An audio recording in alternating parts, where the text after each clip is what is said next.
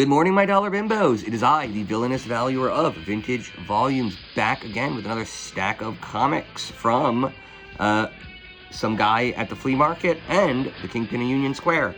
Up first, I got $6 bin books. Yes, I spent $6 instead of my usual $5.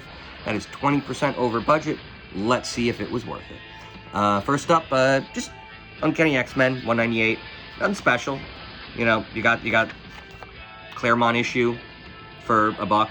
I'll probably buy it. If you got an X-Men issue under 200 for $1, and I'm not sure I have it, I'll probably take it from the bin. What do we got in the back? We got Start Your Own Ripoffs Gang. Wait, what is this? You're supposed to start a gang with stickers. Man, these gangs sucked back then. And here we go. I got 3 Thing books. I started building a Thing run, which is both the Marvel 2-in-1 run, and the standalone The Thing. So I'm just picking up any dollar bin Thing book I see until I got that run fleshed out. Oh, this I picked up because I've been watching Daredevil Season 1, the old Netflix one, and it's just, you remember what it looks like when they actually pay writers and hire good actors and every part of the process is actually funded. You're able to make a good movie. And now if you try to watch something that Netflix puts out, it's unwatchable. The only thing they can do are these reality TV shows that all kind of seem a little creepy. Like, they keep getting more and more like rapey in vibe. I don't know if that's a technical term, but they're very weird. It's just like little girl island where the girls can't leave and we are bringing dudes, and it's like I don't know, I don't love that style. And then the other thing Netflix does is these weird documentaries about like fashion brands that no one's ever heard of, or like, and it's like, who is this for? This just feels like an ad. So going back and watching the Daredevil Season 1, it's amazing. It's a really fun story. It really does manage to tell like classic New York style mafia stories in the setting of Marvel Comics, and it's a very well made show. And a big fan. Watch the first season of Daredevil on Netflix, and then maybe don't watch any of the rest of it. It's not really the same show after Season 1.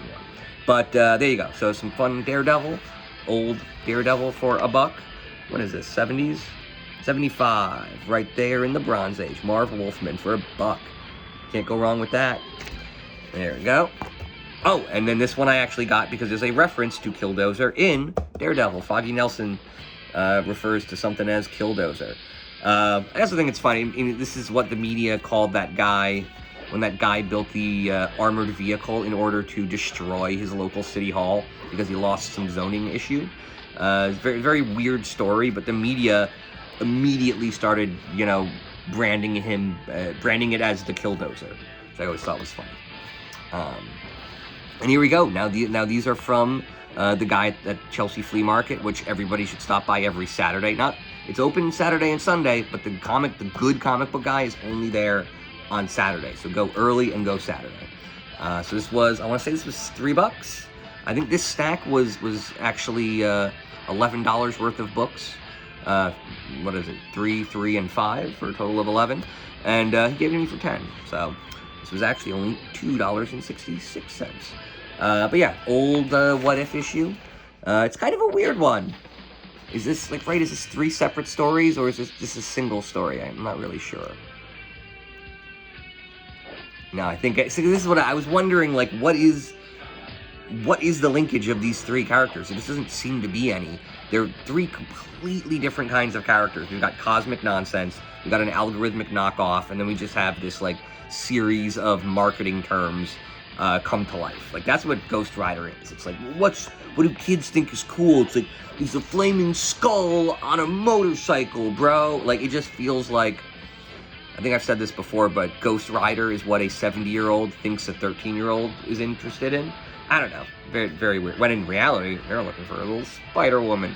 But yeah, so this was a fun book. Cheap. Grabbed it.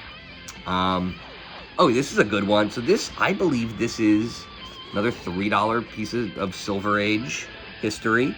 And I'm pretty sure this was the first time Steranko did Nick Fury. Can't be right, can it? But yeah, we do. Oh, this is fun. Don't Yield.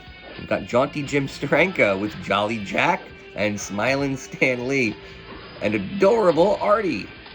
Hood laundering? Irate Irvin Forbush? Wait, this is interesting. What is back shield? Don't yield back shield. Don't yield back shield. Sorry, that's it.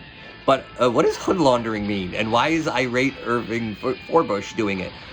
When I first saw Irate Irving, I'm like, oh, that's the guy I want to hang out with out of all of these dudes. Adorable Artie sounds lame. But Irate Irving, I am about that. But I don't know what hood laundering is about.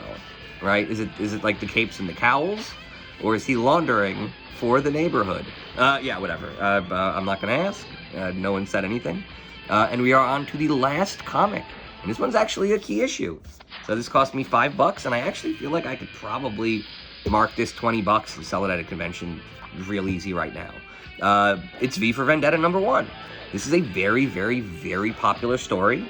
It was one of Alan Moore's first attempts at an ongoing. I want to say Marvel Man may have come first, but he was trying to, write a long-form sort of political narrative with a little bit of surrealism and fantasy involved. But he was trying to tell a real grounded story in this one, and it holds up, and the movie was made from it, and I think the movie is considered a pretty good... I've never read this, by the way. I've liked the movie, but I do think I am going to have to build a run and give this a read. I'm just wondering how they differ. There is this thing of... Alan Moore was, very young. I think he even talks about, the immaturity of his political views when he first wrote this, and how he's grown. So I'm wondering that, the zeitgeist itself has a growing, an evolution of how we talk about politics, and it keeps getting higher and higher resolution. So by the time the movie came out, we were just better at culturally, we were all better at talking about politics than when Alan Moore first wrote this. So I want to see how those two worlds differed in terms of, that growth.